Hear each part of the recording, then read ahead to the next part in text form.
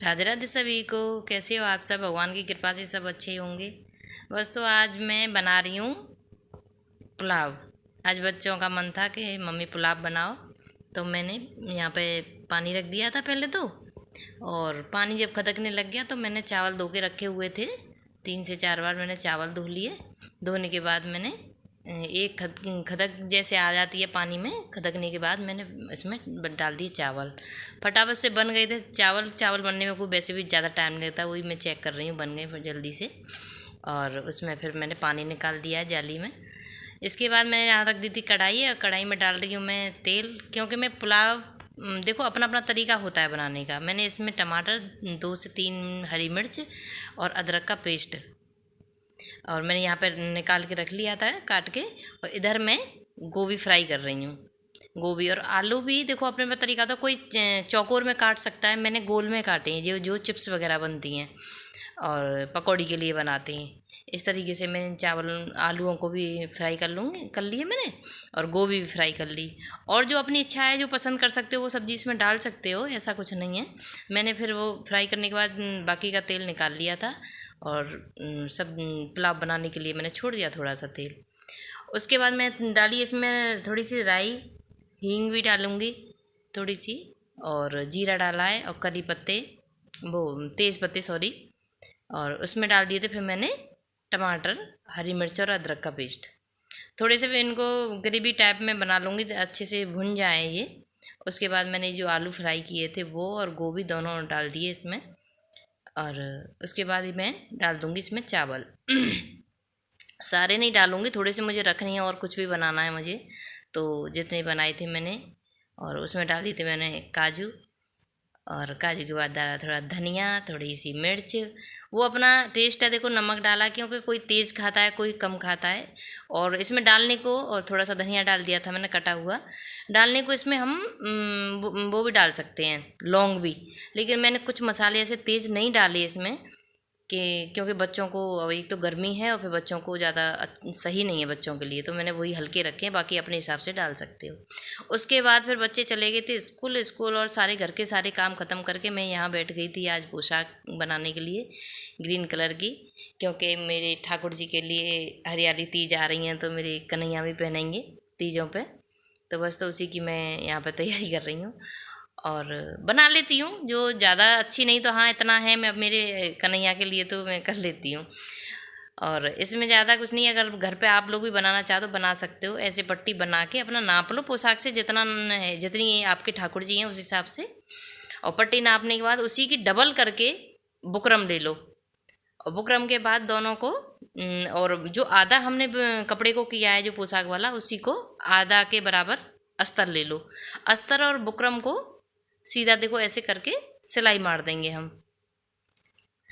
और मैं ज़्यादातर अपने भगवान जी की पोशाक घर पे ही सिलती हूँ। मैया हैं मेरी, माता रानी बहुत बड़ी हैं मेरी, ज़्यादा वो नहीं है कि छोटी हो। उनकी भी और कन्हैया की भी मैं घर पे ही सिलती हूँ, ठाकुर जी की पोशाक को। और कई बार मैंने एक दो बार मैंने पहले भी दिखा चुकी हूँ, बस शायद हो सकता है यहाँ ना दिखा पाई हूँ। मैंने इंस्टाग्राम पे मेरे पे हैं पोशाक डली हुई हैं, देखो मैंने ऐसे सिल के इसको तैयार कर लिया है। अब इसके बाद मैं इसे सीधे सिलाई पलट के उसी को, क्योंकि सिलाई दब जानी चाहिए अच्छे से, और फिनिशिंग जब ही आती है अच्छे से कि तरीके से कोई चीज़ बनाओ। और उल्टा सीधा तो कैसे भी बना लो, और जैसे चाहो वैसे। तो फिर मैंने इसमें पलट के इधर सिलाई मार दी है। इधर सिलाई मारने के बाद जो मैंने कपड़ा लिया था ना पोशाक के लिए, कटिंग करके रखा था, अब उसको हम उसी के ऊपर रख लेंगे पलट के। जो सिलाई वाला जो जगह थी मैंने जो बुकरम में और कपड़ों में अस्तर में दी है, उसको अंदर की तरफ दबा देंगे। अंदर की तरफ दबाने के बाद फिर उसको कपड़े के ऊपर रख के, जो एक्स्ट्रा थोड़ा सा कपड़ा मैंने कटिंग करी थी उसको उसमें दबा देंगे। तो देखते जाओ आप लोग, देखो कैसे दबा रही हूँ मैं। और बहुत ही मतलब इतनी सुंदर पोशाक बन के तैयार हुई मेरी, सिंपल से कपड़े में से, बहुत ही प्यारी।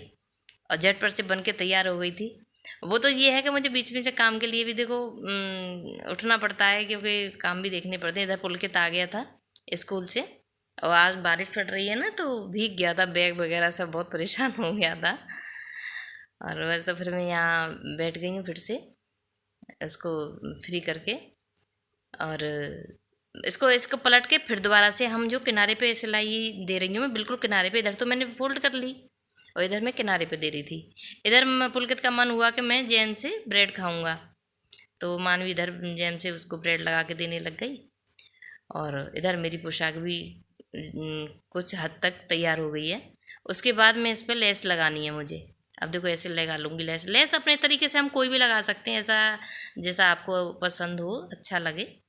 और ये है किनारे, मैंने लेस लगाने के बाद मेरी किनारी रह गई थी, तो किनारे पे हम अपने हिसाब से दो, कोई प्लेन लगाता है, कोई डिजाइन वाली लगाता है, तो मैंने इस पर थोड़ी सी शो के लिए डिजाइन वाली लगाई है। उसके बाद ऐसे हम जैसे चुन्नट लगाते हैं ना, तो चुन्नट की तरह ऐसे दबा के देखो एकदम।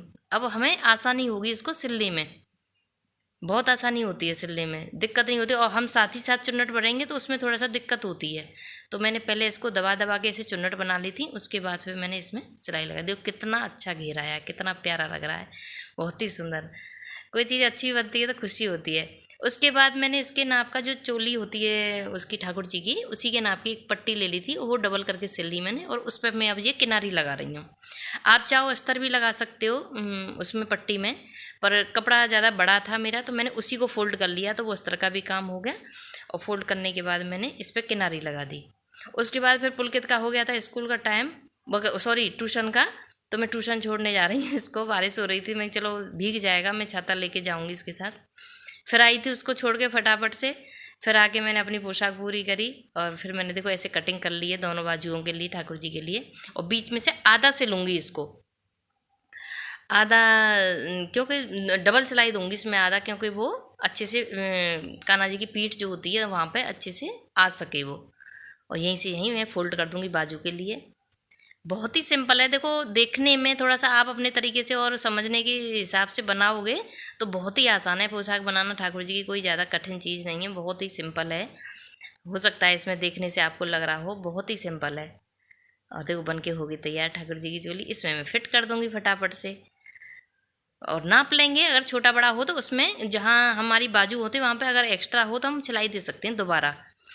और लेकिन मेरा बराबर बैठा था क्योंकि मैंने नाप के काटी थी, तो कोई दिक्कत नहीं हुई, फटाफट से यहाँ पर लग गई थी मेरी बाजू। और बाजू बनने के बाद देखना मेरी पोशाक ठाकुर जी की इतनी प्यारी बनी थी कि मेरे कन्हैया भी खुश हो जाएंगे।